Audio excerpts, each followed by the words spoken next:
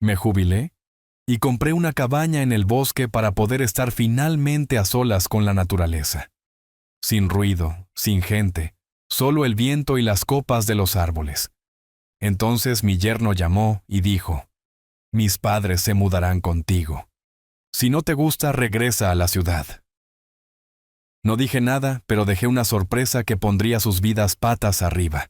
Antes de continuar, por favor suscríbete al canal y escribe en los comentarios qué hora es donde estás ahora. Las llaves se sentían más pesadas de lo que deberían. Estaba parado en la oficina de bienes raíces de Mariana en el pueblo cercano, sosteniéndolas mientras ella grapaba documentos que ya había olvidado. Fuera de la ventana, el viento de marzo empujaba las plantas rodadoras a través del estacionamiento. «Felicidades, señor Nelson». Mariana sonrió como si me hubiera entregado el mundo. Quizás lo había hecho. Oficialmente es propietario en la región montañosa. El cheque de caja, por $185,000, había salido de mi cuenta esa mañana. 40 años de turnos extras, vacaciones saltadas y almuerzos empacados. 4 décadas comprimidas en 6 cifras, ahora convertidas en 75 metros cuadrados de madera y soledad, a 20 kilómetros de la civilización. Gracias. Me guardé las llaves en el bolsillo y le estreché la mano. Mis dedos estaban más firmes de lo que esperaba. El viaje desde su oficina me llevó hacia el oeste por la carretera principal, luego hacia el norte por caminos que se volvían más estrechos con cada curva. El pavimento se convirtió en grava. La grava se convirtió en tierra. La señal del celular bajó de 4 barras a 2, luego a 1. Me detuve en una tienda general y compré café, pan, huevos y mantequilla. La empleada preguntó si estaba de visita.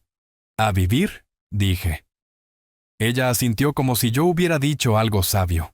Los últimos 3 kilómetros subían a través de bosques de pinos tan espesos que el sol de la tarde apenas penetraba.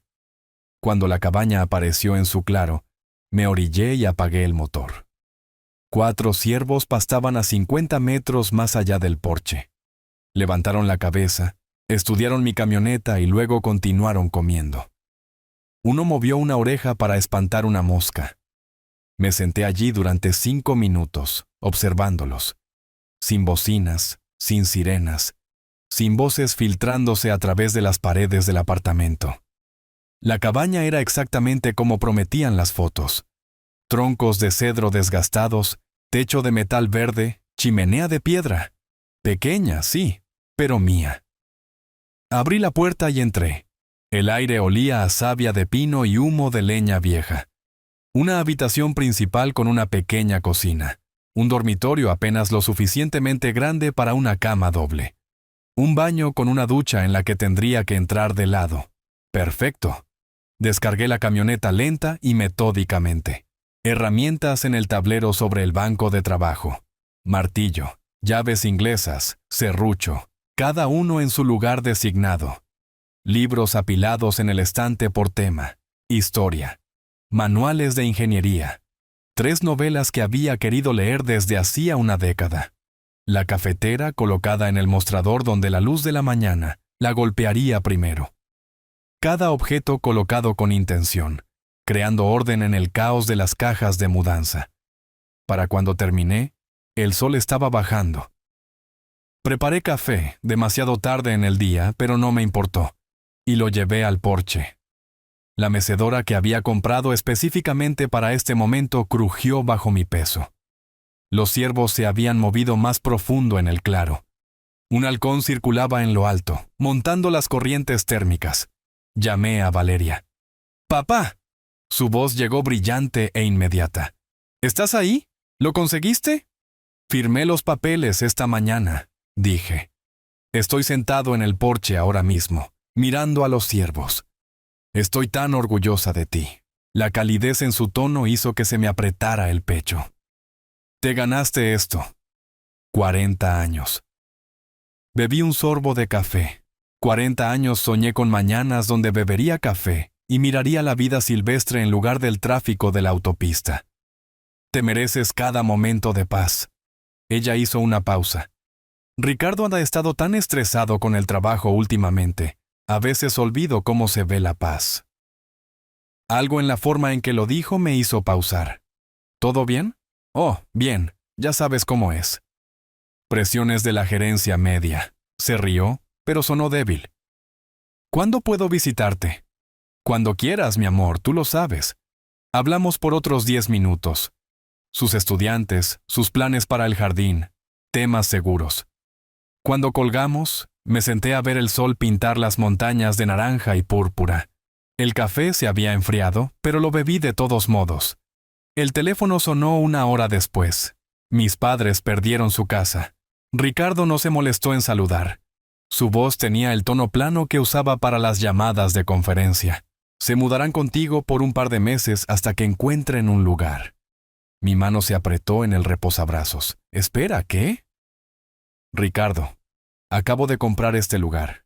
Apenas es por un par de meses, hasta que encuentren algo. Compré este lugar para estar solo. Gasté toda mi jubilación en... Entonces deberías haberte quedado en la ciudad. El viernes por la mañana te enviaré un mensaje con su hora de llegada. La línea se cortó. Me senté allí sosteniendo el teléfono, mirando el claro donde habían estado los ciervos. Se habían ido. Animales inteligentes. Mis nudillos se habían puesto blancos en el reposabrazos. Me obligué a soltarlo. Flexionar los dedos. Respirar. Adentro, me serví otro café que no quería y me senté a la mesa de la cocina. Del bolsillo de mi chaqueta, saqué una pequeña libreta y un bolígrafo. El tipo de libreta de ingeniería que había llevado durante 40 años. Papel cuadriculado para bocetos y cálculos. Empecé a escribir. No desahogo emocional. Preguntas. Estimaciones de tiempo. Evaluaciones de recursos. Las llaves de la cabaña estaban en la mesa junto a mi libreta. Hace 1 hora significaban libertad. Ahora significaban algo completamente diferente. Las levanté, sentí su peso, las dejé con cuidado deliberado. Durante 40 años había sido el razonable, el pacificador, el hombre que se tragaba la inconveniencia para mantener la paz familiar. Ya no más. El amanecer entró por las ventanas de la cocina y me encontró todavía en la mesa. Tazas de café vacías formaban un semicírculo alrededor de mi libreta, que se había vuelto densa con listas, diagramas, preguntas escritas y reescritas. No había dormido. No lo necesitaba. Mi mente se sentía aguda de una manera que no lo había estado en años. Enfocada. Cristalina. Operando con algo más limpio que el descanso. Hice café fresco y estudié mis notas. Luego limpié, cargué mi camioneta y conduje de regreso al pueblo. La estación de guardabosques de la Reserva Natural estaba a 20 minutos al oeste. Un edificio moderno diseñado para mezclarse con el paisaje. Adentro, exhibiciones educativas mostraban manadas de lobos, territorios de osos, patrones de migración de ciervos. Un guardabosques, tal vez de 40 años, con el rostro curtido de alguien que pasaba más tiempo al aire libre que adentro, levantó la vista de su escritorio. ¿Le ayudo? Acabo de mudarme desde la ciudad, dije. Compré un lugar cerca de la carretera 14. Hermosa zona, sonrió. Querrá tener cuidado con el almacenamiento de alimentos. Mucha actividad de osos cuando llegue la primavera. ¿Qué hay de los lobos? He oído que están de vuelta en la región. La reintroducción ha sido exitosa. Se levantó y se movió a un mapa de pared, señalando áreas marcadas con alfileres de colores. Generalmente son tímidos, pero tienen un sentido del olfato increíble. Pueden detectar presas o comida desde kilómetros de distancia. ¿Usted caza? No, solo curiosidad. Quiero estar preparado. ¿Inteligente? Me entregó un folleto. Mantenga su propiedad limpia. No deje atrayentes afuera a menos que quiera visitantes. Tomé notas cuidadosas en mi cuaderno de campo. Dirección del viento, territorios de manadas, patrones de comportamiento estacional. Le agradecí calurosamente. Mencioné de nuevo que era de la ciudad y todavía estaba aprendiendo sobre la vida en la montaña. cada palabra calibrada para sonar ingenua, preocupada, exactamente lo que él esperaría de un recién llegado nervioso. De regreso en el pueblo, encontré una tienda de suministros al aire libre, del tipo con taxidermia en las paredes y estantes de ropa de camuflaje. La sección de cámaras estaba entre el equipo de caza y los sistemas de seguridad. «Busco cámaras de vida silvestre», le dije al empleado.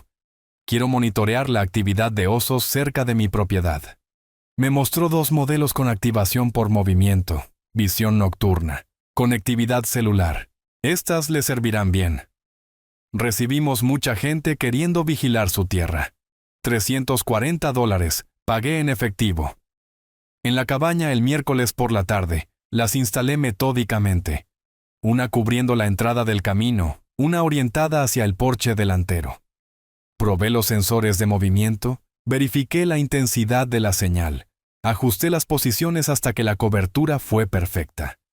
La parte de ingeniería de mi cerebro, 40 años resolviendo problemas estructurales, encontró satisfacción en la precisión. Ocultar las cámaras lo suficiente para ser discretas, posicionarlas para una captura óptima, probar, ajustar, verificar. Ambas cámaras conectadas a mi teléfono con una barra de servicio celular, débil pero funcional. El jueves por la mañana, conduje de regreso al pueblo. La carnicería estaba en una calle lateral, el tipo de lugar que servía a los rancheros y restaurantes locales. «Necesito 10 kilos de recortes de carne», dije. «Vísceras, recortes de grasa, para perros». El carnicero no parpadeó. «Lo tienes. $45 por carne envuelta en papel blanco, cargada en hieleras que había traído». El olor era inmediato y poderoso. Sangre, grasa, cruda, carne.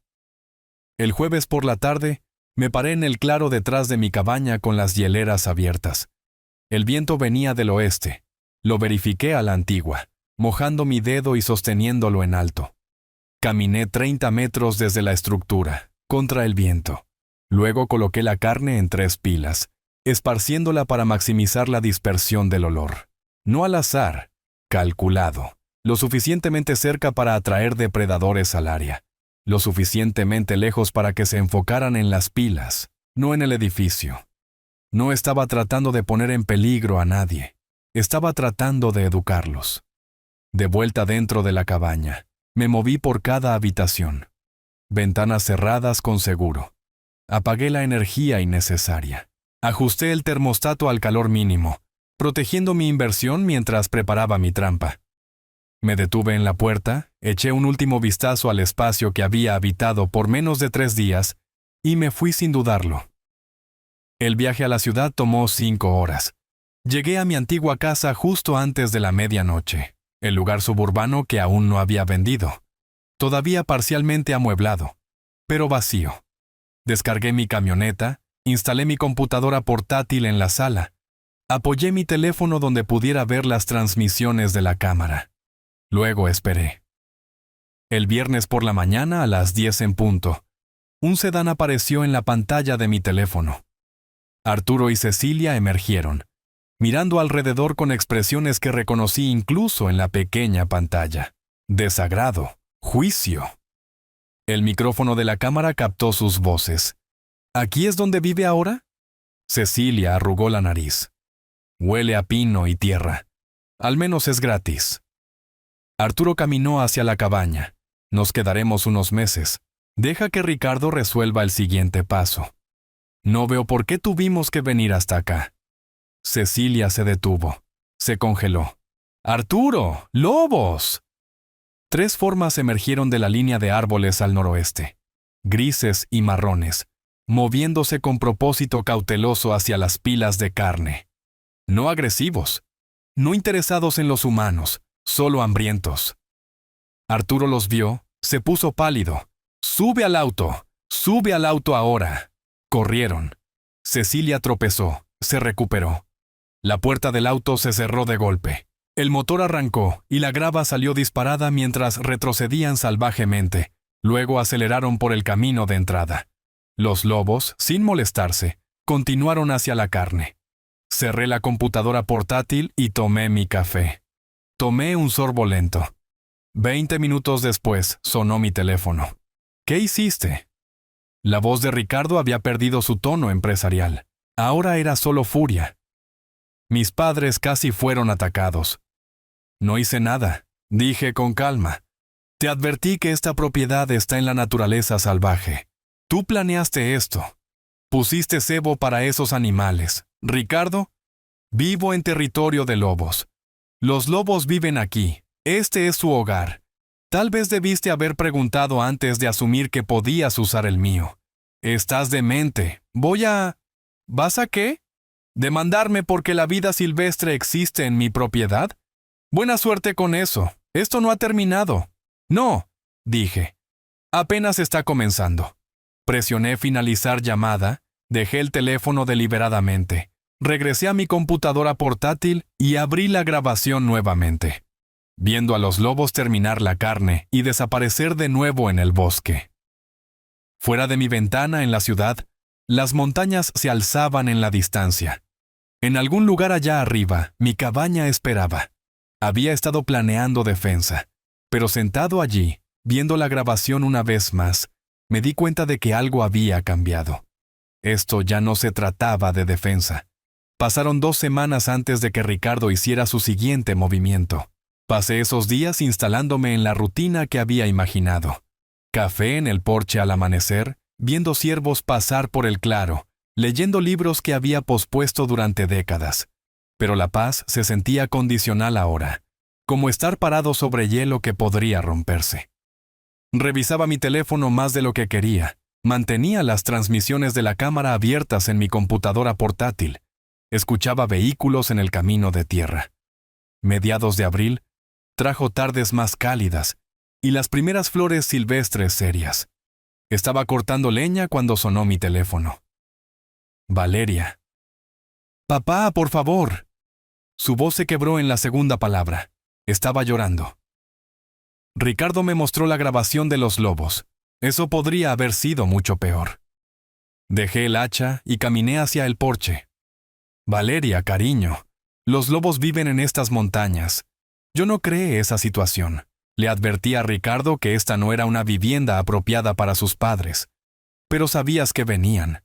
Podrías haber hecho algo para hacerlo más seguro. El guión era obvio. Cada frase sonaba ensayada, entrenada. Mi hija convertida en su mensajera. «Compré esta propiedad para la soledad», dije, manteniendo mi voz nivelada.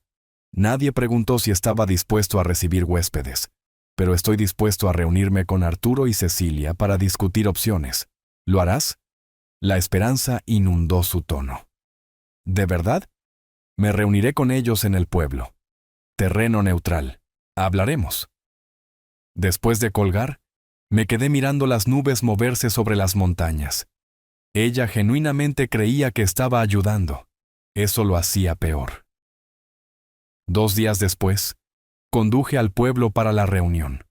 Había pasado ambas noches preparándome, investigando precios de alquiler comparables para propiedades rurales, imprimiendo 3 copias de un contrato de alquiler estándar a corto plazo, revisando los conceptos básicos de la ley de propiedad. Practiqué mi presentación en el espejo de la camioneta esa mañana, probando diferentes frases hasta que encontré el equilibrio adecuado. Firme, pero no hostil. Claro, pero no frío. La cafetería estaba en la calle principal, pequeña y local. Mesas de madera, fotografías de paisajes en las paredes, grandes ventanales frente al tráfico peatonal de la mañana.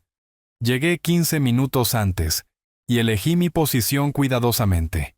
Mesa cerca de la ventana, espalda a la pared, vista clara de la entrada. Dentro del alcance de la cámara de seguridad que había visto sobre la caja registradora. Pedí café negro y esperé. Arturo y Cecilia llegaron exactamente a tiempo. Ricardo debe haberlos llevado. Probablemente estacionado cerca, entrenándolos sobre qué decir. Entraron sin pedir nada. Se sentaron frente a mí como si los hubiera convocado a la corte. «Hola, Arturo». «Cecilia, ¿les gustaría un café?» Arturo ignoró la pregunta. «Héctor, Esto ha durado suficiente. Necesitamos esas llaves. Hoy. No estamos aquí para tomar café, añadió Cecilia.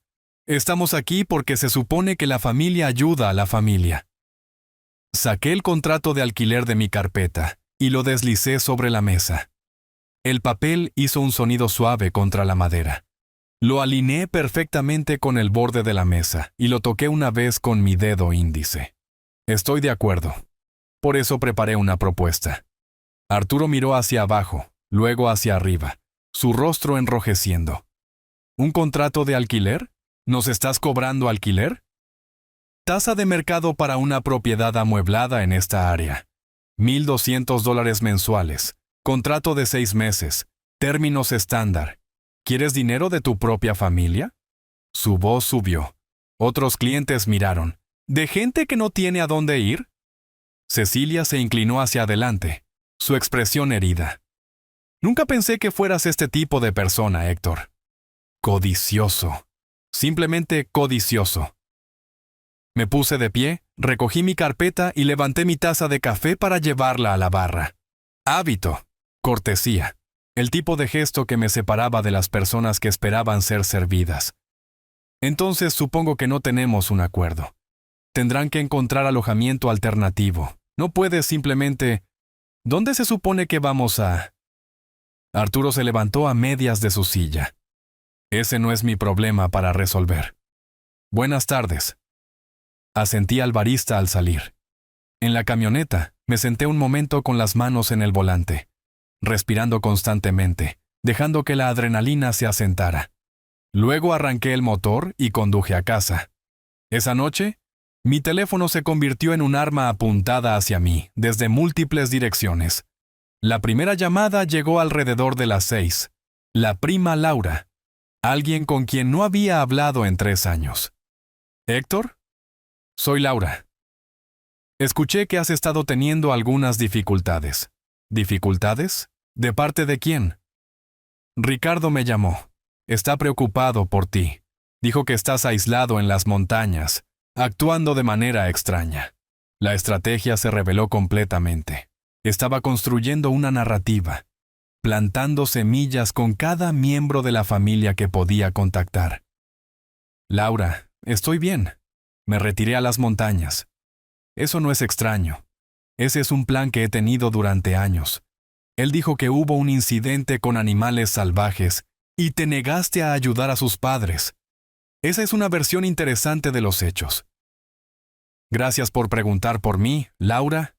Estoy bien. Terminé la llamada y miré el teléfono. 20 minutos después, un ex colega de la ciudad. El mismo guión, diferente voz. Ricardo se había comunicado, expresando preocupación por el estado mental de Héctor. La tercera llamada llegó a las 8:30. Valeria de nuevo. Los has avergonzado. No lloraba ahora, enojada, en público. ¿En qué estabas pensando? Les ofrecí una solución justa. La rechazaron. ¿Un contrato de alquiler? Papá, son familia. Los padres de Ricardo. Y este es mi hogar, mi jubilación, mi único lugar de paz, que compré con dinero que ahorré durante 40 años. Ricardo tenía razón. Has cambiado.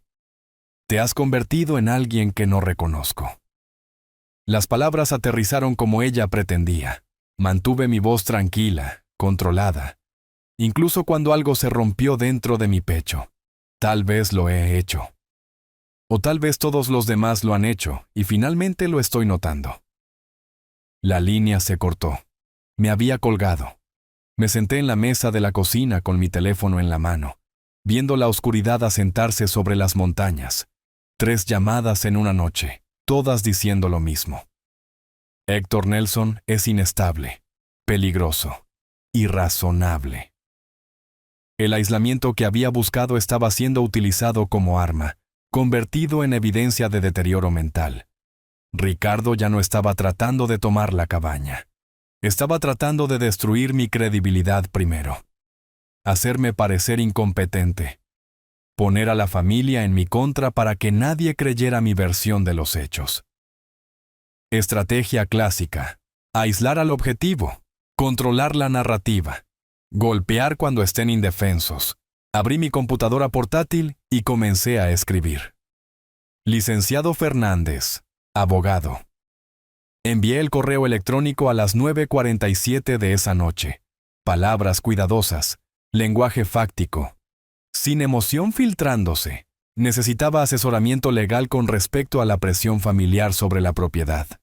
Posibles reclamos, protección de activos.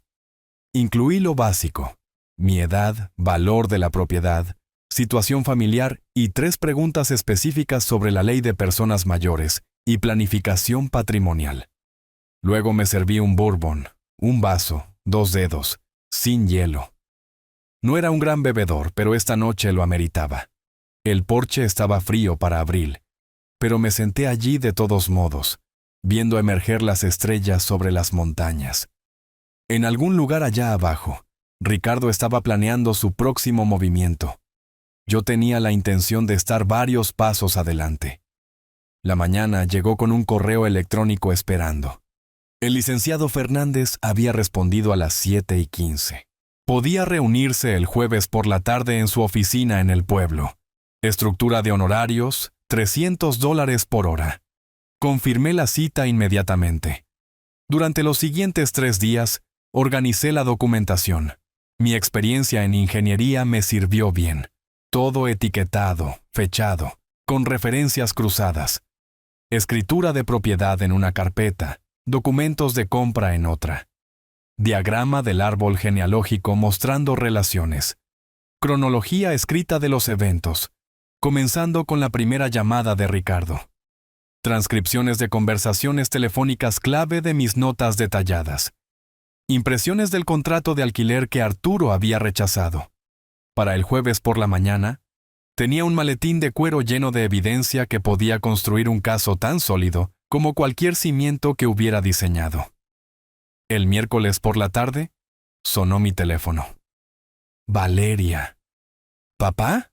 Su voz sonaba débil, exhausta. Siento haberte gritado después de lo de la cafetería. Es solo que estoy exhausta. Lo entiendo, cariño. Esto ha sido duro para todos. Ricardo está tan estresado. Ha estado tratando de ayudar a sus padres desde que Arturo perdió todo ese dinero. Me quedé muy quieto. Perdió dinero. ¿Qué pasó? Oh, no lo sabías. Arturo estaba jugando al póker en línea. Perdió $47,000 en 6 meses. Por eso perdieron la casa. Era la hipoteca para las deudas de juego. $47,000. El número quedó en el aire como humo. Esa es una cantidad sustancial. No es de extrañar que Ricardo haya estado bajo presión. Sí, y sigue hablando de soluciones. De cómo si pudiéramos simplemente, no sé, reorganizar los activos familiares. Ella hablaba más rápido ahora. El estrés anulando la precaución.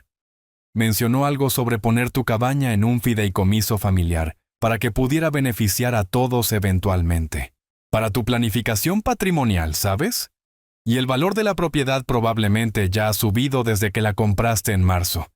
Cada palabra era una pieza encajando en su lugar. Un fideicomiso familiar. Esa es una idea interesante. ¿Cuándo sugirió Ricardo esto? ¿Hace unas semanas? Dijo que sería bueno para fines fiscales cuando tú... Bueno, en el futuro. Realmente no entiendo cosas de planificación patrimonial. Yo tampoco.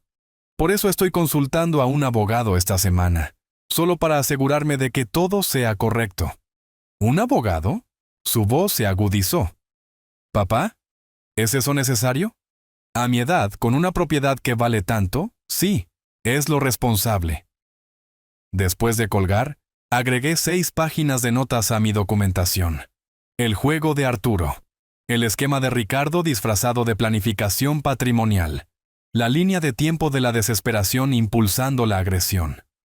El jueves por la tarde, conduje al pueblo y me estacioné frente a la ferretería en la avenida principal. La oficina del licenciado Fernández ocupaba el 2º piso. Señalización profesional. Tráfico peatonal constante. Edificio bien mantenido. Observé durante 5 minutos, evaluando. Luego agarré mi maletín y entré.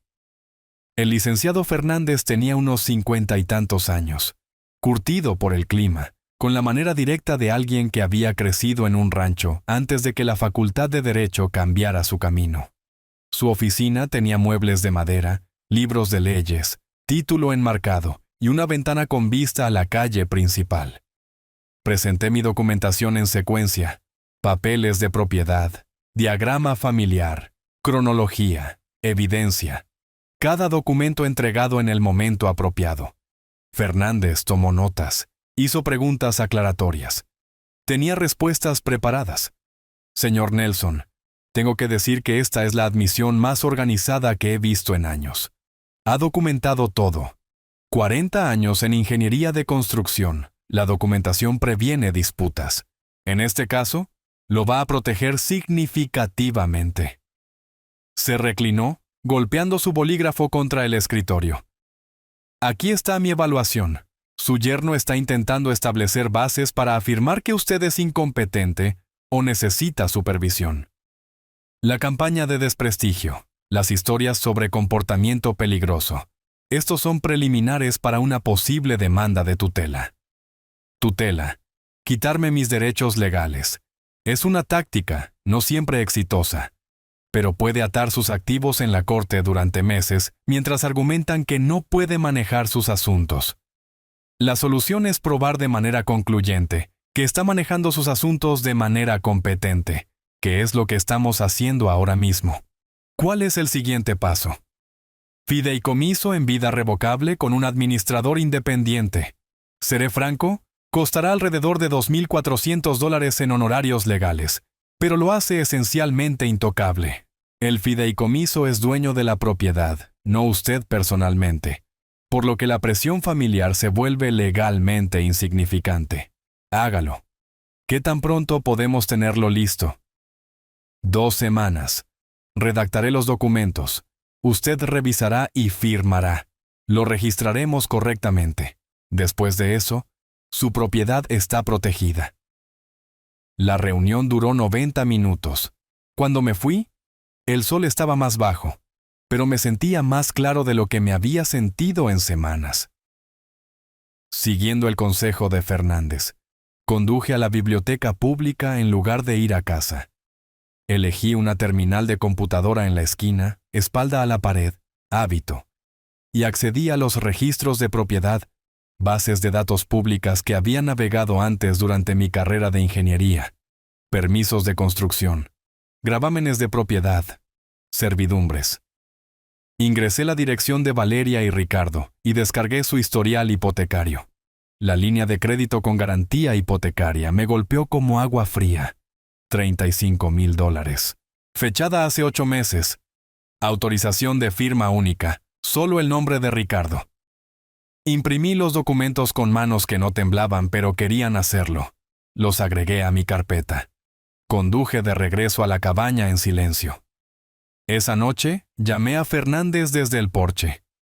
Licenciado, encontré algo. La casa de mi hija tiene una línea de crédito de $35,000 que ella no sabía. ¿Sacada por su marido? Sí. Hace 8 meses. Registros de propiedad. El Estado permite líneas de crédito con un solo cónyuge bajo ciertas condiciones, pero ocultarlo a un cónyuge, ese es un asunto diferente. ¿Ella lo ha descubierto ya? No. No estoy seguro de cuándo o si debería decírselo. Esa no es una pregunta legal, Héctor. Esa es una pregunta familiar. Pero desde una perspectiva legal, esta información explica su motivación. Probablemente esté usando su esquema de la cabaña para cubrir deudas existentes. Después de colgar, me senté en la mesa de mi cocina y extendí todo. Notas del abogado a la izquierda, comunicaciones familiares en el centro, descubrimientos financieros a la derecha. La deuda de juego de $47,000 de Arturo llevó a la línea de crédito de $35,000 de Ricardo para cubrir parte de ella, lo que llevó a la presión financiera, lo que llevó al esquema para adquirir mi cabaña y eventualmente liquidarla por efectivo. Todo conectado. Saqué un bloc de notas legal y comencé a trazar líneas entre hechos relacionados, circulando puntos clave, escribiendo preguntas. ¿Puede Fernández investigar la legalidad de la línea de crédito? ¿Tiene Valeria recurso legal? ¿Cuándo informar a Valeria? ¿Cómo protegerla sin alienarla más? Mi teléfono vibró. Mensaje de Fernández. Documentos del fideicomiso listos el lunes para revisión. Respondí. Estaré allí. Luego hice una nota final al final de mi blog. Ricardo está acorralado. Los animales acorralados atacan. Prepárate para la escalada. 3 semanas después, un lunes por la mañana a principios de junio, conduje a la oficina de Fernández para la firma del fideicomiso. El maletín a mi lado contenía 3 semanas de registros financieros organizados, estados de cuenta bancarios, cuentas de jubilación, tasaciones de propiedades, documentación de inversiones, todo consolidado, etiquetado, listo. La asistente de Fernández tenía los documentos esperando en la mesa de conferencias. 43 páginas en total, cada línea de firma marcada con una etiqueta amarilla. Leí cada página mientras Fernández respondía correos electrónicos en su escritorio, dándome tiempo. El fideicomiso en vida revocable lo designaba a él como administrador independiente. Activos totales, $290,000. La cabaña, mis fondos de jubilación, todo lo que había construido en 40 años. La disposición crítica estaba en la página 17. Valeria hereda solo si se divorcia de Ricardo, o si Ricardo firma una renuncia legal de reclamos a la propiedad. Esta disposición aquí, dijo Fernández, uniéndose a mí en la mesa, la herencia condicional para Valeria. Entiende que esto podría crear conflicto familiar. El conflicto ya existe. Esto solo la protege de ser explotada a través de mi propiedad. Si Ricardo descubre esta estructura de fideicomiso, probablemente reaccionará agresivamente. Déjelo.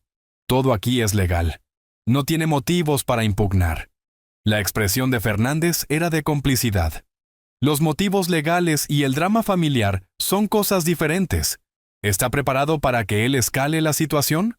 Me he estado preparando desde marzo. Por eso estamos sentados aquí. Él sonrió levemente. Me parece justo. Ejecutemos estos documentos. Mi firma fue firme en cada página.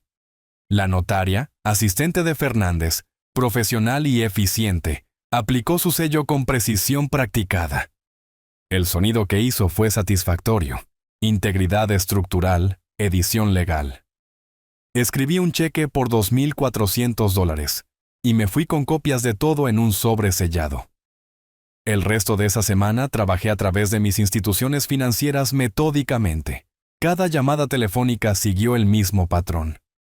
Identificarme, solicitar formularios de cambio de beneficiario, explicar la estructura del fideicomiso, confirmar documentación. Señor Nelson, tengo su solicitud de cambio de beneficiario. El administrador de la cuenta de jubilación dijo, está eliminando a su hija como beneficiaria. No, estoy designando mi fideicomiso en vida revocable como beneficiario principal. Mi hija hereda a través del fideicomiso. ¿Puedo preguntar por qué está haciendo este cambio? Protección de activos y planificación patrimonial. Tengo preocupaciones sobre reclamos de terceros. Entendido. Procesaremos esto dentro de 5 días hábiles. Me gustaría confirmación por correo electrónico también, por favor. Por supuesto. ¿Hay algo más? Sí. Anote en mi archivo que este cambio se realizó voluntariamente con asesoramiento legal.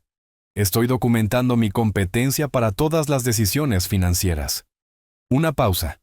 Eso es inusual, pero agregaré esa anotación.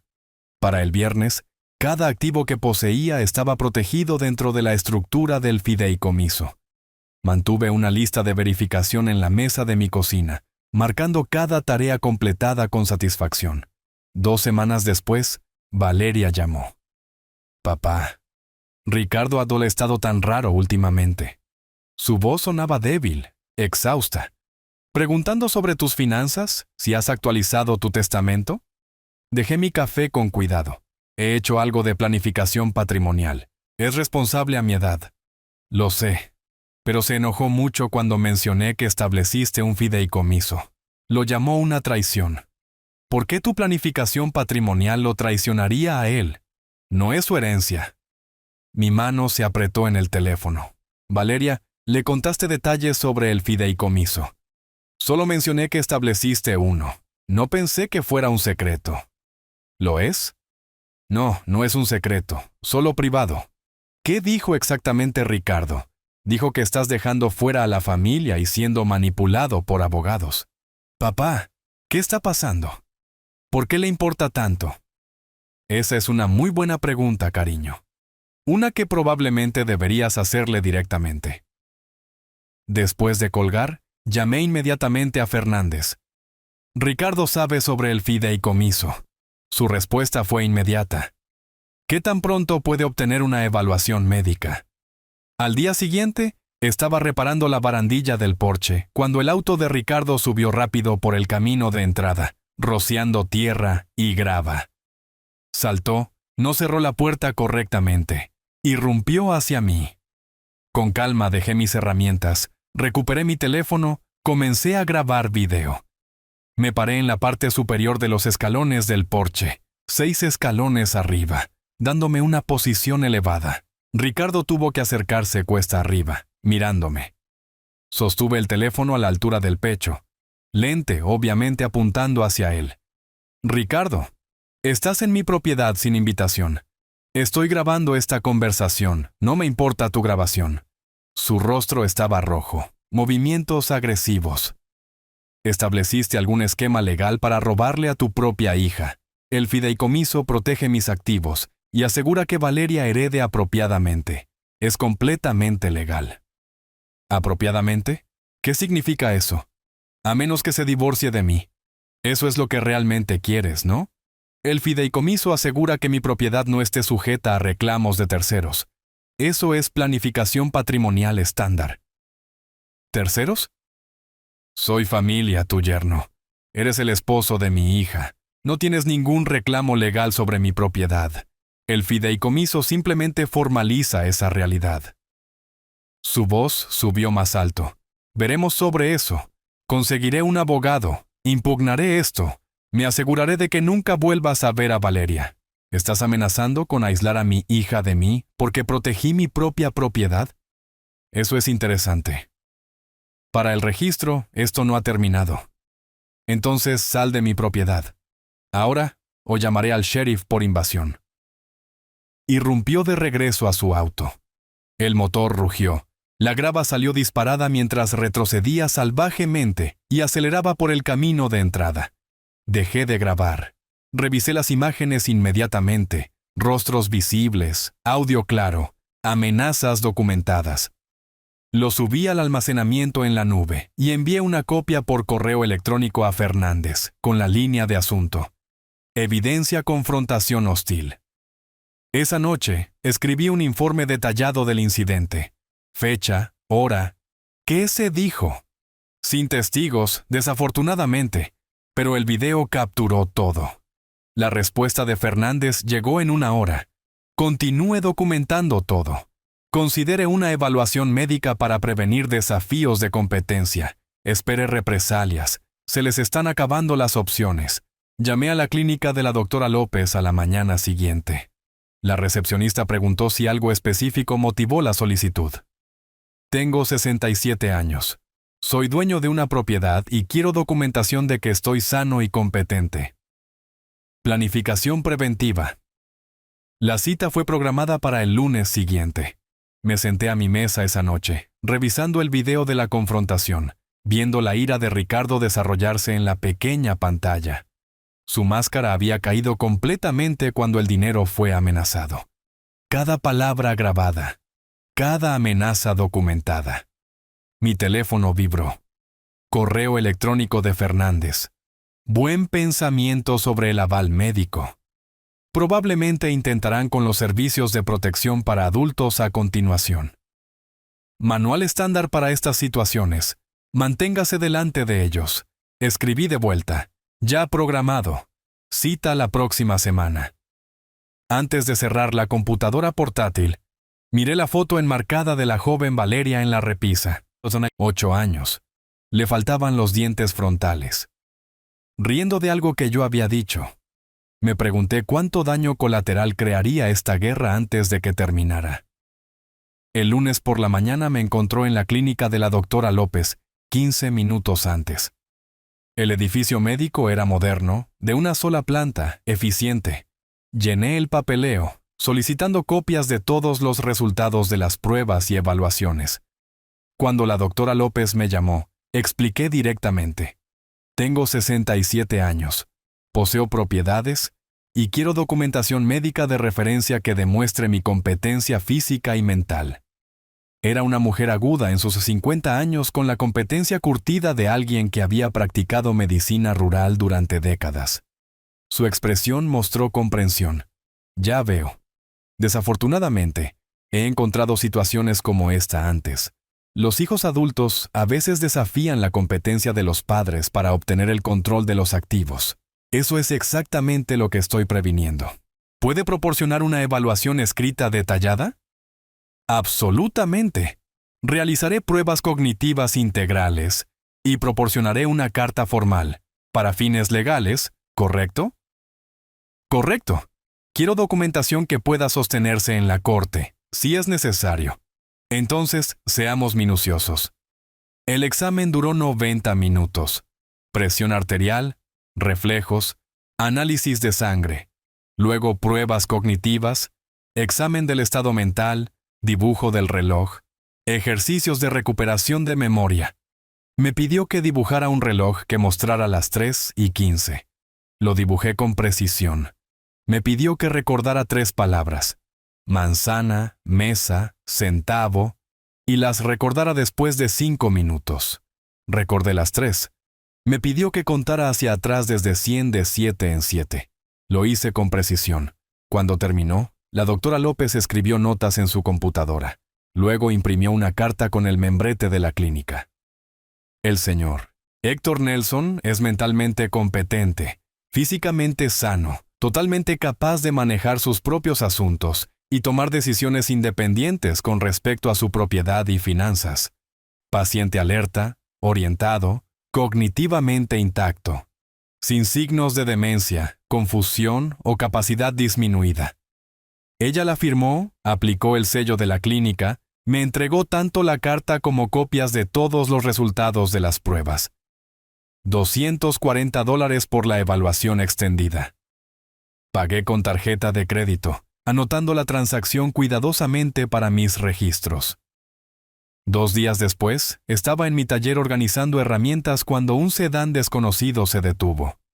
Una mujer de aspecto profesional de unos 40 años emergió, llevando una tableta y una carpeta oficial. Señor Nelson, soy la señora Vargas de Servicios de Protección para Adultos. Estoy aquí con respecto a una queja presentada sobre su bienestar. El destello de ira fue inmediato, pero mantuve mi expresión neutral. ¿Una queja? ¿De quién? No puedo revelar eso durante mi evaluación inicial. ¿Puedo pasar? Por supuesto. ¿Le gustaría un café? No, gracias. Esta es una verificación de bienestar estándar. La dejé entrar, puerta abierta, transparencia. Debo decirle de antemano. Estoy involucrado en una disputa de propiedad con miembros de la familia. Sospecho que esta queja es parte de ese conflicto, no una preocupación genuina sobre mi bienestar. Aprecio su honestidad. Realizaré mi evaluación objetivamente. Si la queja es infundada, documentaré eso. La señora Vargas caminó por la cabaña con su tableta, documentando todo. La cocina estaba limpia, organizada, facturas pagadas y archivadas sistemáticamente. Refrigerador abastecido con comida fresca, baño ordenado, dormitorio ordenado, sin peligros de seguridad, sin signos de negligencia o confusión. ¿Tiene alguna dificultad para manejar las tareas diarias, cocinar, limpiar, pagar facturas? Ninguna dificultad en absoluto. He vivido solo desde que me jubilé. Manejo todo de forma independiente. La queja menciona preocupaciones sobre su estado mental. Ha experimentado problemas de memoria, confusión o dificultad para tomar decisiones. Recuperé la carpeta de mi escritorio. Tuve una evaluación médica completa hace 2 días, específicamente para abordar esta preocupación. Ella leyó la evaluación de la doctora López cuidadosamente. Esto es muy completo y reciente. La mayoría de las personas en su situación no tienen documentación médica actual. Anticipé acusaciones falsas. Quería evidencia lista. Eso es un pensamiento bastante estratégico, señor Nelson. 40 años como ingeniero.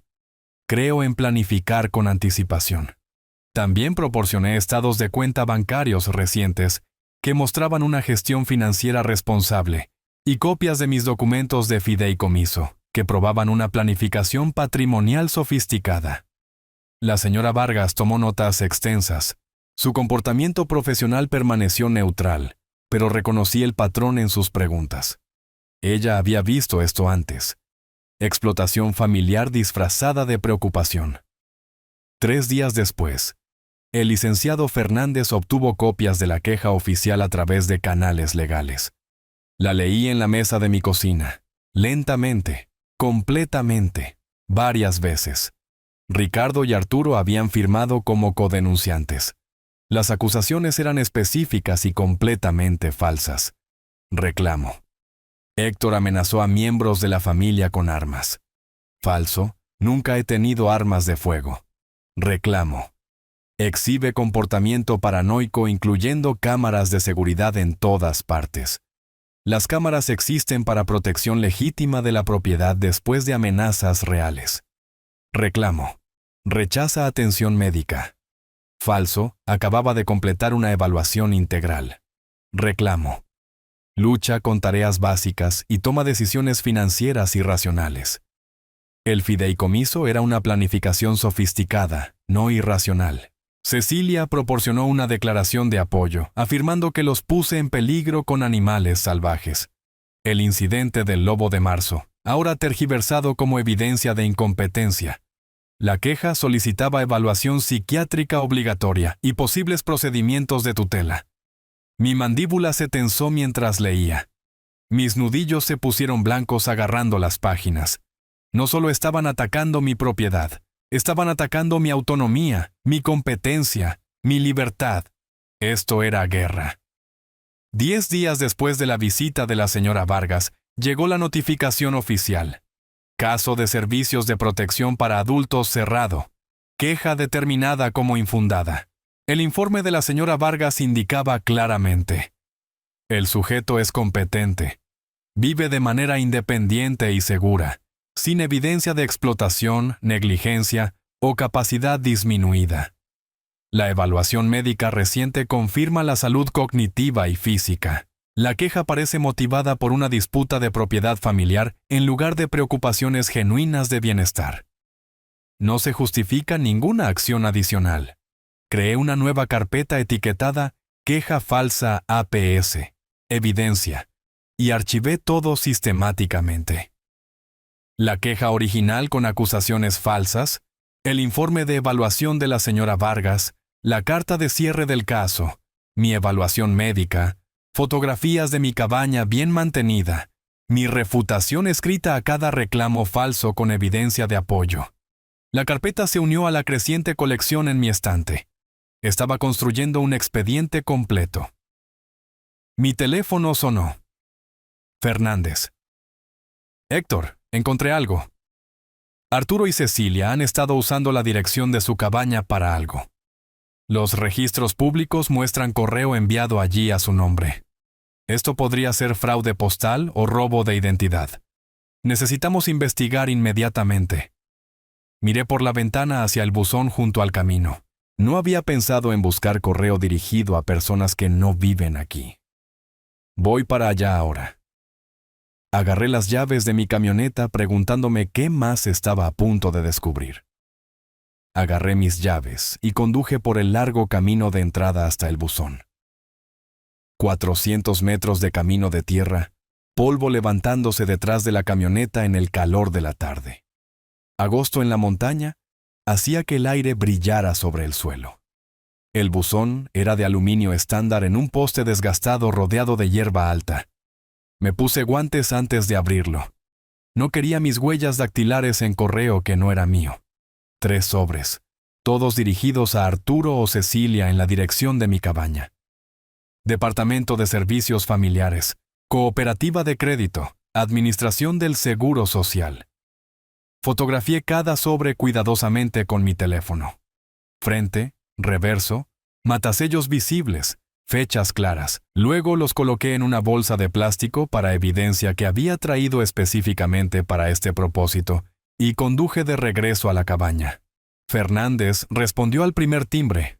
«Héctor, encontré algo significativo. Arturo y Cecilia han estado usando su dirección para correspondencia oficial». ¿Con qué propósito? Fraude de beneficios, posiblemente. Están recibiendo correo de servicios sociales y han abierto una cuenta bancaria usando la dirección de su cabaña, pero sus imágenes de cámara prueban que no viven allí. Eso es un delito federal, ¿no? Fraude postal, fraude de beneficios, potencialmente robo de identidad si afirman tener su permiso. Estamos hablando de años en prisión federal si son procesados. Miré la bolsa de evidencia en la mesa de mi cocina. Entonces reportamos. No voy a encubrir a criminales solo porque están relacionados con mi yerno. Entendido. Prepararé el paquete de evidencia y contactaré a la oficina del fiscal.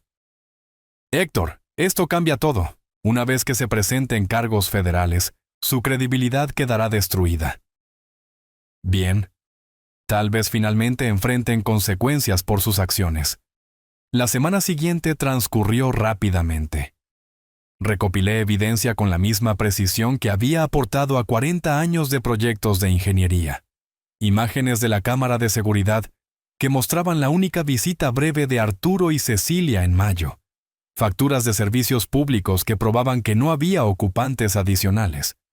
Los registros de correo, mi declaración jurada de que nunca di permiso para usar mi dirección. Fernández envió todo al fiscal auxiliar encargado de la División de Delitos Económicos. El fiscal me llamó 3 días después. Señor Nelson, el abogado Fernández proporcionó evidencia convincente de fraude de beneficios, utilizando la dirección de su propiedad. Nunca les di permiso para usar mi dirección. Tengo imágenes de cámara que prueban que no viven aquí. He revisado las imágenes. Está claro que visitaron una vez brevemente y nunca regresaron. ¿Cuánto tiempo ha estado llegando correo a su nombre? Basado en los matasellos, al menos 6 semanas. Eso establece un patrón. Combinado con las solicitudes de beneficios reclamando residencia en la región, tenemos evidencia suficiente para una investigación federal. Seré franco. Esto probablemente resultará en cargos penales. No estoy tratando de arruinar sus vidas, pero no permitiré que mi propiedad se use para fraude. Está haciendo lo correcto al informar esto. Nos encargaremos desde aquí. Mientras Fernández investigaba el fraude de Arturo y Cecilia, descubrió algo más en los registros públicos. La casa de Ricardo y Valeria tenía 3 pagos de hipoteca atrasados, $8,400 en mora. Aviso de incumplimiento presentado. Primer paso hacia la ejecución hipotecaria. Héctor, esto explica su desesperación, dijo Fernández cuando llamó. Contaba con tu cabaña para resolver su crisis financiera, cuando tu fideicomiso bloqueó ese plan. No tuvo respaldo. Me senté en la mesa de mi cocina procesando esto.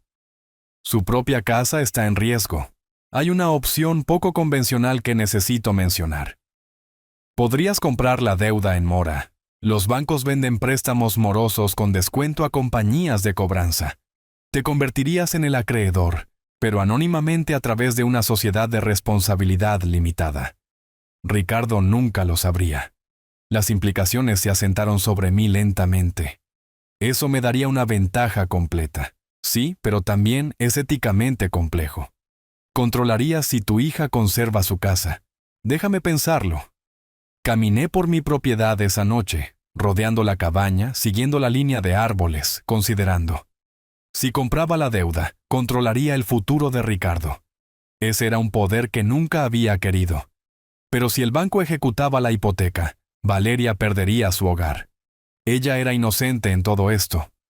A la mañana siguiente llamé a Fernández. Hazlo. Compra la deuda. Pero Valeria no puede saberlo todavía. No hasta que pueda explicar todo. La transacción tomó una semana. $31,000 de mis ahorros a una firma intermediaria, que compró la deuda y creó Mountain Holdings LLC, conmigo como propietario beneficiario. Ricardo recibió una notificación de que su préstamo había sido vendido, pero ninguna información sobre el nuevo acreedor.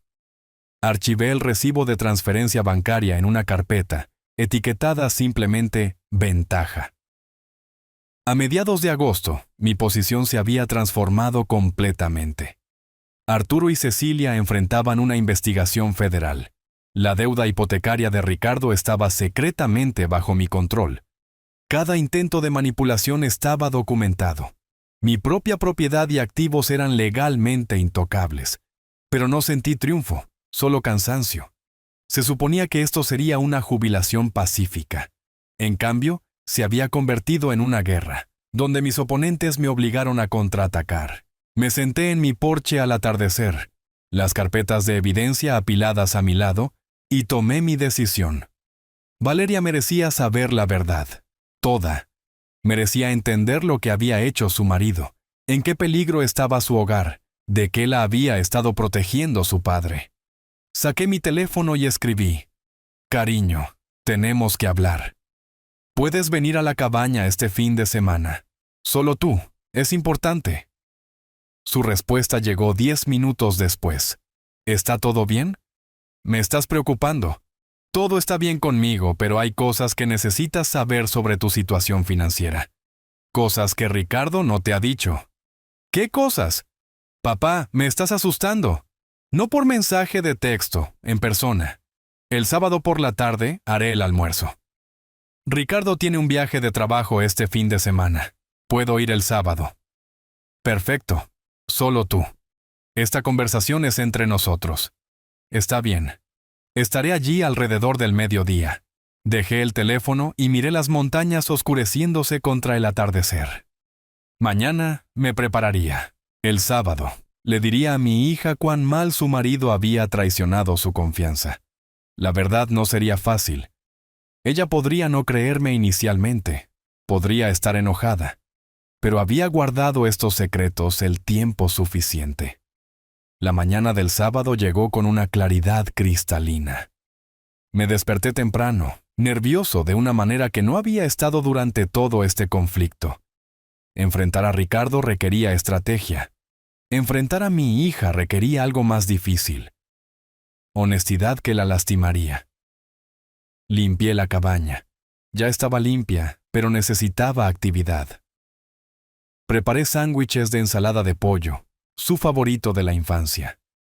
Organicé la carpeta de evidencia en la mesa de la cocina donde ella se sentaría. Su sedán apareció alrededor de las 11:30, dejando un rastro de polvo en el camino de entrada. Ella emergió luciendo cansada, preocupada. La encontré en el porche y la abracé. Estaba tensa. Comenzamos con café y una pequeña charla. Su trabajo de enseñanza, el clima, cualquier cosa menos la conversación real. Pero la carpeta en la mesa seguía atrayendo sus ojos.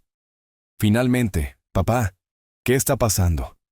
Tus mensajes me asustaron». Tomé aire. «Cariño, hay cosas sobre tu situación financiera que Ricardo no te ha dicho. Cosas serias». Ella se rió nerviosamente. «¿Qué? ¿Olvidó pagar una factura de tarjeta de crédito? A veces se distrae. Tu casa está en ejecución hipotecaria. 3 meses de pagos de hipoteca perdidos. El banco estaba a punto de quitarle su casa. Su rostro se quedó sin color. Eso no es posible. Pagamos la hipoteca. Ricardo lo maneja en línea cada mes. Eso es lo que te dijo. Esto es lo que realmente sucedió». Deslicé el aviso de incumplimiento sobre la mesa.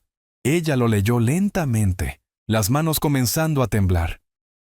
«Esto dice que el préstamo fue vendido a Mountain Holdings, LLC. ¿Quién es ese? Ese soy yo». «Bueno, técnicamente una empresa que poseo a través de mi abogado. Compré tu deuda al banco». «¿Compraste nuestra hipoteca?» El shock transformó su expresión. «¿Por qué lo harías? ¿Cómo puedes siquiera? ¿Qué significa eso?» «Significa que en lugar de que el banco ejecute la hipoteca y pierdas tu hogar, controlo la deuda. Tú y Ricardo me deben ahora, no al banco». Se puso de pie abruptamente, la emoción aumentando. Esto es una locura. ¿Por qué no simplemente me dijiste que la hipoteca estaba atrasada? ¿Me habrías creído? ¿O Ricardo lo habría explicado? Necesitaba una ventaja para protegerte de lo que viene después. Dejé que eso se asentara, luego continué. Hay más. Hace 8 meses, Ricardo sacó una línea de crédito con garantía hipotecaria por $35,000 contra tu casa. Eso no es cierto. Ambos tendríamos que firmar para eso. Deslicé los documentos de la línea de crédito. Bajo ciertas circunstancias, un cónyuge puede asegurar una línea de crédito. Aquí está su firma. ¿Dónde está la tuya? Ella examinó los papeles, las manos temblando mucho ahora. Nunca firmé esto. Nunca he visto este papeleo. $35,000? ¿A dónde fue? ¿Mi mejor suposición? Cubriendo algunas de las deudas de juego de Arturo. ¿Recuerdas que me dijiste que Arturo perdió $47,000 en póker en línea? Ricardo estaba tratando de arreglar el problema de su padre, usando nuestra casa como garantía, sin decirme. ¿Sí? Y cuando eso no fue suficiente, cuando mi esquema de la cabaña falló y no pudo obtener más dinero, simplemente dejó de pagar tu hipoteca. Sugerí que comiéramos. Inicialmente se negó. ¿Cómo puedes pensar en comida ahora mismo? Pero insistí suavemente. Necesitábamos un descanso antes de las siguientes revelaciones. Los sándwiches sabían a polvo, pero comimos de todos modos. Después, le mostré el resto, sistemáticamente, cronológicamente. La grabación de la confrontación amenazante de Ricardo en mi porche, la queja falsa de APS, donde trató de hacerme declarar incompetente, el fraude postal federal de Arturo y Cecilia usando mi dirección. Cada pieza de evidencia cuidadosamente presentada con fechas y contexto. Ella escuchó, inicialmente a la defensiva. Ricardo no haría eso. Luego dudosa. ¿Estás seguro de que estos documentos son reales? Finalmente, a medida que la evidencia se volvía abrumadora, devastada. Cuando le mostré la queja donde su esposo trató de quitarle los derechos legales a su padre, se rompió. No lágrimas suaves. Sollozos desgarradores que sacudieron sus hombros. La dejé llorar. No ofrecí lugares comunes. Solo me senté presente. Cuando pudo hablar, fue a través de lágrimas. ¿Cuánto tiempo lo has sabido? Piezas desde mayo. Todo desde julio. Me miró con dolor e ira. ¿Meses? Has sabido durante meses que mi matrimonio es una mentira, que estoy en peligro financiero, ¿y no me lo dijiste? Encontré sus ojos. Si te lo hubiera dicho en mayo sin pruebas, ¿me habrías creído? ¿O Ricardo te habría convencido de que yo era paranoico, vengativo? Exactamente lo que él ya estaba diciendo. Su voz bajó, más tranquila sabiendo que tenía razón. No lo sé. Probablemente no. Por eso esperé. Por eso reuní evidencia. Para que supieras que la verdad era real, no solo la opinión de tu padre. Rellené su café, empujé el azucarero hacia ella. Le gustaba muy dulce cuando estaba estresada. Un detalle de la infancia. Eventualmente tuve que presentar la elección. Tienes una decisión que tomar, y necesitas tomarla pronto. ¿Qué decisión? ¿Quedarte con Ricardo o dejarlo? No haré esa elección por ti. ¿Cómo puedo decidir eso ahora mismo? Tienes hasta finales de agosto.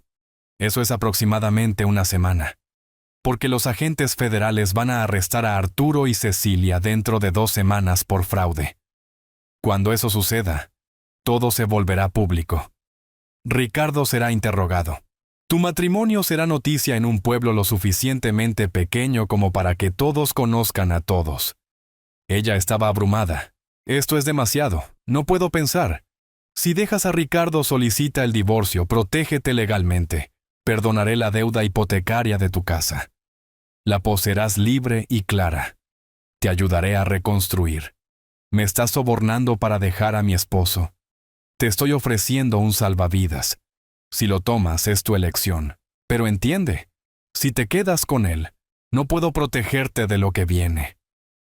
Horas después, ella recogió sus cosas exhausta. La acompañé a su auto llevando una carpeta de copias de documentos. Antes de entrar, se volvió. ¿Alguna vez pensaste en lo que esto me haría sabiendo todo esto? Cada día desde que me enteré. Por eso construí un caso tan fuerte, para que supieras que no estaba exagerando. No sé si puedo perdonarte por esperar tanto tiempo. Lo entiendo. Pero prefiero que estés enojada conmigo por esperar que destruida porque no supiste a tiempo para protegerte. Necesito tiempo para pensar. Tienes una semana. Después de eso, todo avanza, contigo o sin ti. Me miró con ojos exhaustos. Ya no sé en quién confiar. Confía en los documentos. Ellos no mienten, la gente sí. Condujo sin mirar atrás. Me quedé en el camino de entrada viendo hasta que su auto desapareció, preguntándome si acababa de perder a mi hija o de salvarla. 5 días después, miércoles por la mañana, estaba bebiendo café en el porche cuando sonó mi teléfono. Fernández. Está sucediendo ahora. Los agentes federales están ejecutando órdenes de arresto para Arturo y Cecilia. Pensé que deberías saberlo. Dejé mi café con cuidado, no celebrando, solo reconociendo. Gracias por decirme. Pasó 1 hora. Entonces mi teléfono sonó de nuevo. Valeria, su voz temblorosa. Papá, Ricardo acaba de recibir una llamada. Sus padres fueron arrestados por agentes federales. Algo sobre fraude. ¿Tú estuviste involucrado en esto? Tomé aire. Reporté crímenes a las autoridades correspondientes. Lo que sucedió después de eso fue el sistema de justicia haciendo su trabajo. Largo silencio, luego en voz baja. Necesito llamarte más tarde. La línea se cortó. Me senté de nuevo mirando las montañas, preguntándome si mi hija alguna vez me perdonaría por poner en marcha esta cadena de eventos.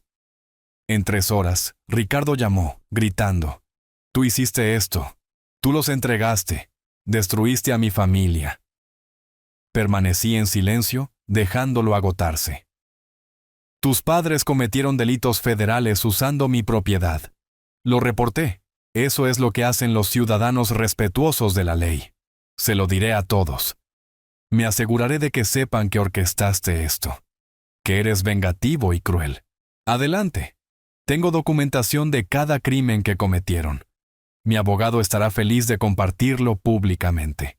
Fernández había conducido a mi cabaña específicamente para este momento. Le pasé el teléfono. Señor, soy el licenciado Fernández, asesor legal de Héctor Nelson. Su voz era profesional, mesurada, final. Sus padres cometieron delitos federales.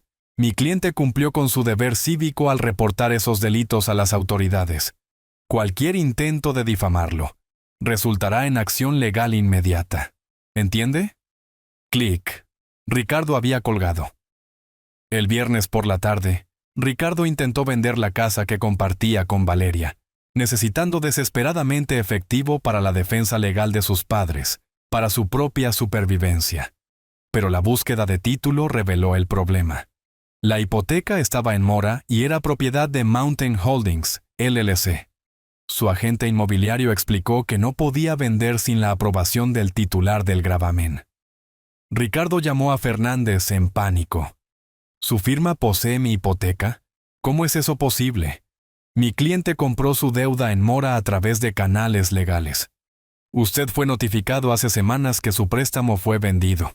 Necesito vender esta casa. Mis padres necesitan abogados. Por favor.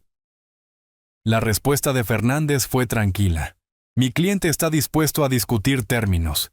Recibirá una oferta formal dentro de las 24 horas. El sábado por la mañana, un mensajero entregó una carta certificada. Adentro, oferta formal de mi parte, a través de la firma de Fernández. Términos. Perdonaría toda la deuda hipotecaria. $35,000 de saldo restante más, 8,400 en mora. Condonación total de deuda de $43,400. Condiciones. Ricardo debe firmar los papeles de divorcio sin reclamos de activos.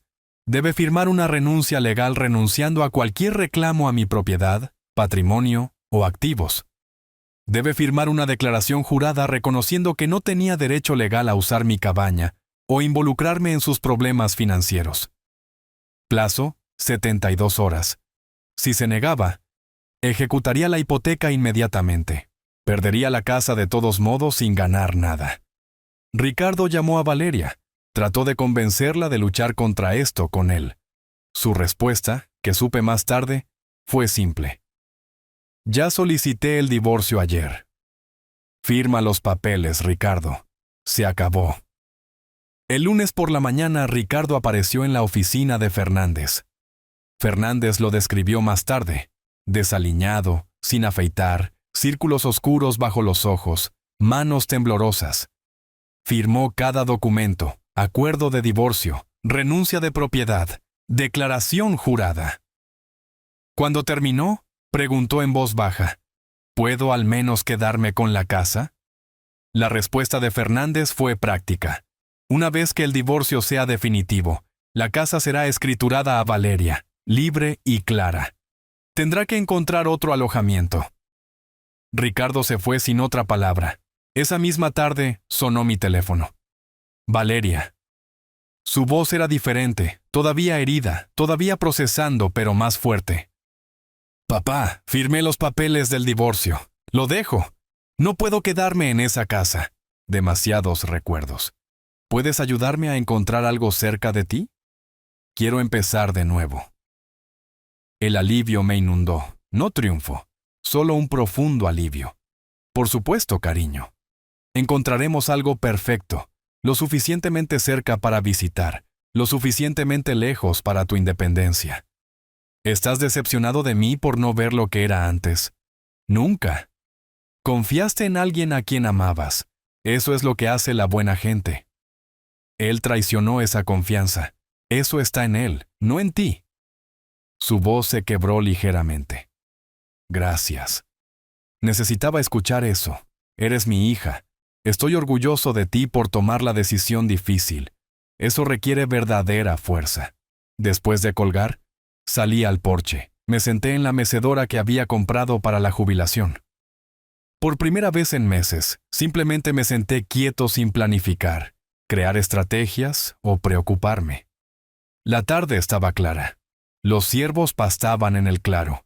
Las montañas se alzaban eternas en la distancia. Me mecí, lenta, rítmicamente, y me permití sentir el peso levantándose. No se había ido por completo. Valeria todavía necesitaba sanar. El divorcio necesitaba finalizar. Arturo y Cecilia todavía necesitaban sentencia. Pero levantándose, el peligro inmediato había terminado. Mi hija estaba a salvo. Mi propiedad estaba segura. Casi terminado. Solo un capítulo más por escribir. Aquel en el que descubrimos cómo se ve realmente la paz. 2 semanas después, me senté en un tribunal federal, asistiendo a la audiencia de sentencia de Arturo y Cecilia. No tenía que estar allí. El fiscal no requirió mi presencia. Pero necesitaba ver esto hasta el final. Arturo y Cecilia estaban ante el juez, luciendo disminuidos en su vestimenta de tribunal federal. Su abogado había negociado un acuerdo de culpabilidad, declaraciones de culpabilidad para reducir los cargos a cambio de sentencias más ligeras. El juez revisó su historial criminal, ninguno, y sus edades. Luego la evidencia de su culpa, que era abrumadora. Señor y señora, se han declarado culpables de fraude de beneficios. El tribunal acepta su acuerdo de culpabilidad. La voz del juez era firme. Quiero ser claro sobre la gravedad de sus acciones. Explotaron sistemas diseñados para ayudar a ciudadanos en necesidad genuina. Sí, su señoría, dijo Arturo en voz baja. 2 años de libertad condicional supervisada, $45,000 en restitución y multas, prohibición permanente de programas de beneficios federales y estatales. Se reportarán mensualmente. Cualquier violación resulta en encarcelamiento inmediato. ¿Entienden? Sí, su señoría, dijeron al unísono. Son afortunados de evitar la prisión. No desperdicien esta oportunidad. Desestimado. Al salir del juzgado, Arturo captó mi mirada a través del vestíbulo. Un momento de reconocimiento mutuo. Él miró hacia otro lado primero, derrotado. No sentí triunfo, solo cierre. Valeria me contó más tarde que Ricardo se mudó a un pequeño apartamento tipo estudio, en una zona más barata de la ciudad. Se llevó pertenencias mínimas, lo que cabía en su auto. Lo vi una última vez cuando vino por sus cosas, dijo ella. Parecía un extraño, no enojado, solo vacío. Firmó los papeles finales del divorcio sin una palabra y se fue. El divorcio se finalizó a mediados de septiembre. Valeria retomó legalmente su apellido de soltera, Valeria Nelson. Con mi ayuda, encontró una pequeña casa de 2 habitaciones en el pueblo, a unos 15 minutos de mi cabaña. Era modesta pero encantadora. La construcción antigua necesitaba actualizaciones, pero tenía buenos cimientos y una vista a las montañas. Proporcioné el pago inicial como regalo. Valeria aseguró una hipoteca por el resto, usando sus ingresos de maestra y su propio crédito excelente. También consiguió un puesto de 3er grado en la escuela primaria local, comenzando de inmediato. La ayudé a mudarse, pasando un fin de semana pintando habitaciones y armando muebles. Trabajo simple, pero profundamente significativo, reconstruyendo nuestra relación a través de actos prácticos de servicio. La curación no fue lineal para Valeria. Algunos días era optimista sobre su nuevo comienzo. Otros días estaba enojada, con Ricardo, con ella misma, incluso conmigo por no decirle antes. Escuché sin defenderme, entendiendo que necesitaba procesar un duelo complejo. Caímos en una rutina, cenas dominicales juntos, alternando entre su lugar y el mío. Durante una cena, mientras cortábamos verduras juntos en su nueva cocina, ella preguntó, ¿crees que volveré a confiar en alguien? ¿Querré volver a casarme? Dejé mi cuchillo. Honestamente, no lo sé, pero está bien. La confianza no es algo que se supone que debes dar libremente a todos. Se gana, lentamente, a través de acciones consistentes a lo largo del tiempo. Cualquiera que valga la pena tener en tu vida entenderá eso. Ella sonrió, pequeña pero genuina. ¿Cuándo te volviste tan sabio? No soy sabio, solo soy lo suficientemente viejo para haber cometido errores y aprendido de ellos. En una fresca tarde de finales de septiembre, Valeria condujo a mi cabaña para cenar. Cocinamos juntos, nada elegante, solo espagueti y ensalada, y comimos en el porche a pesar del clima frío. Mientras el sol se ponía, pintando las montañas de naranja y oro, una pequeña manada de ciervos emergió de la línea de árboles para pastar en mi claro. Nos sentamos en mecedoras a juego. Yo había comprado una segunda después de que ella se mudó cerca, y observamos en cómodo silencio. Entonces Valeria dijo en voz baja, «Gracias, papá, por todo. Por luchar por mí incluso cuando no lo entendía, por ser paciente mientras resolvía las cosas». La emoción apretó mi garganta. «No necesitas agradecerme. Eres mi hija. Siempre lucharé por ti, lo sé, pero quiero hacerlo. Podrías haberte alejado, protegido solo a ti mismo. No lo hiciste. Esa nunca fue una opción. Familia significa que nos protegemos unos a otros, incluso cuando es difícil. Siento no haberte creído antes. No te disculpes por ser leal a tu matrimonio. Eso habla bien de ti». Ella sonrió. Sonrió genuinamente. Por primera vez en meses. «Mira ese gran ciervo macho. Es magnífico. Ese es mi favorito. Lo veo casi todas las tardes. Le devuelvo la sonrisa. Bienvenida al vecindario, cariño. Llegarás a conocer a todos los visitantes habituales. Ya me encanta aquí. Esto se siente como hogar. Es hogar. Para ambos ahora». Más tarde, después de que Valeria se fue, permanecí en el porche, meciéndome lentamente, viendo la última luz desvanecerse del cielo. Pensé en marzo, comprando esta cabaña llena de esperanza para una jubilación pacífica, luego teniendo esa paz amenazada por el ultimátum de Ricardo. El viaje de marzo a septiembre se sintió como años, pero lo navegué sin perderme, sin volverme cruel, sin abandonar mis valores. Protegí lo que importaba usando la ley y la estrategia en lugar de represalias e ira. Mi hija estaba a salvo, construyendo una nueva vida cerca. Mi propiedad estaba segura, mi autonomía intacta. Los antagonistas enfrentaron consecuencias apropiadas, pero no fueron destruidos más allá de la recuperación. Podían reconstruir si elegían mejores caminos. Mientras aparecían las estrellas sobre las montañas, me permití una pequeña sonrisa. Esto es lo que había querido todo el tiempo. Tardes tranquilas, vida silvestre, aire de montaña, y ahora mi hija lo suficientemente cerca para compartirlo. No la jubilación que había planeado, sino mejor, porque fue ganada a través de la integridad en lugar de la suerte. Me puse de pie, estiré la espalda. Después de todo no era joven, y entré para llamar a Valeria solo para decir buenas noches, solo porque podía, solo porque ella estaba allí y estábamos bien. La puerta de la cabaña se cerró suavemente. Las montañas permanecieron en silencio, testigos. La paz, ganada con esfuerzo y profundamente apreciada, se asentó sobre la propiedad como la noche de septiembre. Si te gustó esta historia, por favor, dale me gustan a este video, suscríbete al canal y comparte tus impresiones de esta historia en los comentarios. Para escuchar la siguiente historia, haz clic en el cuadro de la izquierda. Gracias por ver.